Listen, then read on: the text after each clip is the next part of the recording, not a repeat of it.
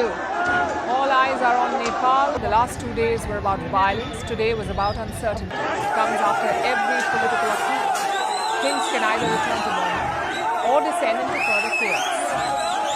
So which way is Nepal going? Well, so far it looks like reform.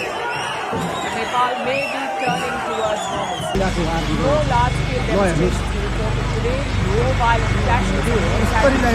Kathmandu airport reopened just a few hours ago, so it looks like the worst may be over.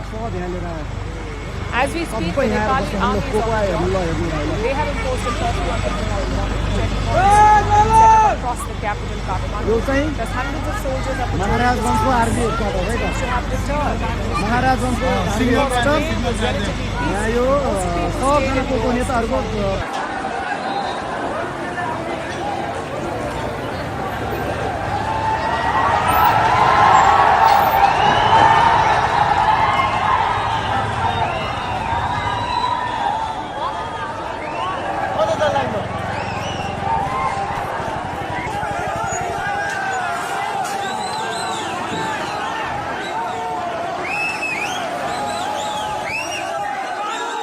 Another worry was prisons. Police officials lost control of multiple prisons. Some 13,000 inmates managed to escape. 13,000. Thankfully, the army is now rounding them up.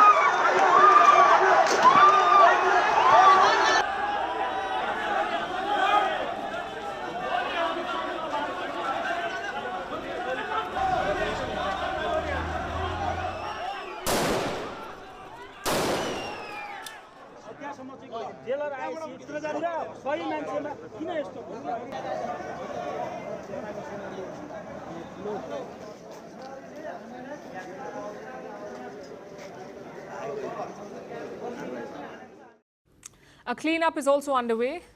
There are burnt cars and buses on the streets of Kathmandu, plus several buildings are still smouldering. Both the Parliament and the Supreme Court were set on fire. Pictures from inside the Parliament have now emerged and the damage appears extensive.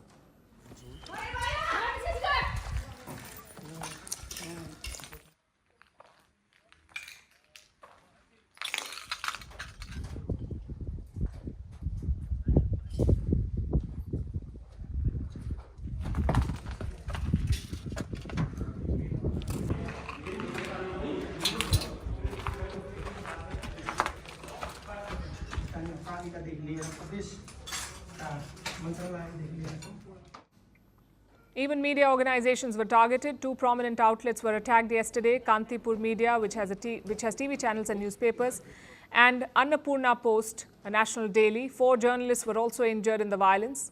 In Kathmandu, the Hilton Hotel was torched. It's a tall building in the Nepalese capital. What remained is a charred, smoldering mass. Take a look.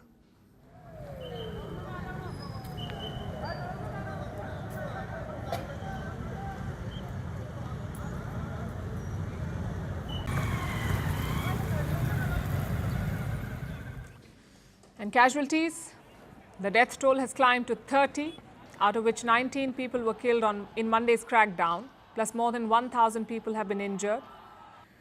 The next steps will be decided by the army. They have a transitional role here.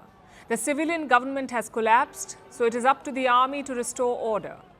But are they up for it? Late on Tuesday, the army chief released a statement. He asked the protesting groups to abandon their demonstrations. He urged them to come to the talking table. What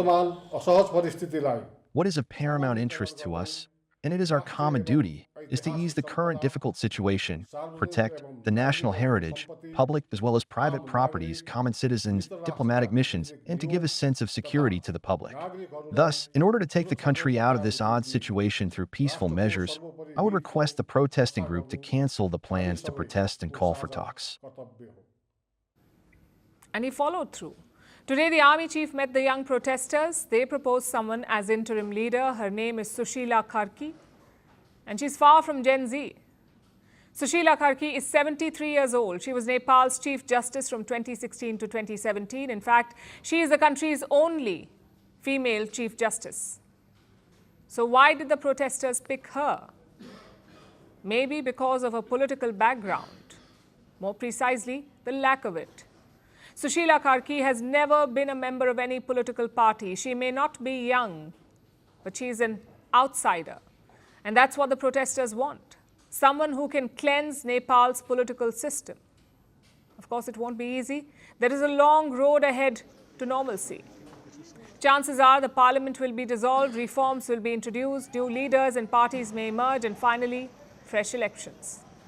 It is a long and painful road to stability. Along the way, let's hope everyone is served justice, not just the youth who protested this week, but also the victims of Tuesday. Families of ministers were assaulted and killed. Private property was destroyed, public infrastructure was torched. Let's hope the new Nepal will punish those miscreants too.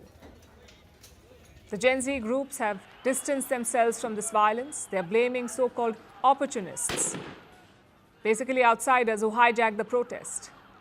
Meanwhile, the outside world is watching closely. China has finally broken its silence. It is hoping that stability will be restored soon. China and Nepal are traditionally friendly neighbors, and we hope that all sectors of Nepalese society will properly handle their domestic issues and restore social order and national stability as soon as possible. And India? New Delhi has two main focus areas at this point. One is the political situation in Kathmandu. India has asked all stakeholders to engage in dialogue. The second is the border. India and Nepal share a 1,700-kilometer long border. It is largely unrestricted, meaning people are free to move around on either side. But not right now. Indian forces have beefed up the border. They have tightened restrictions on entry. Do not expect this to let up soon. It will take some time for Nepal to get its affairs in order. Until then, India will be on alert. The good news is that things are moving in the right direction. They have not deteriorated since yesterday. We will be tracking the next steps closely.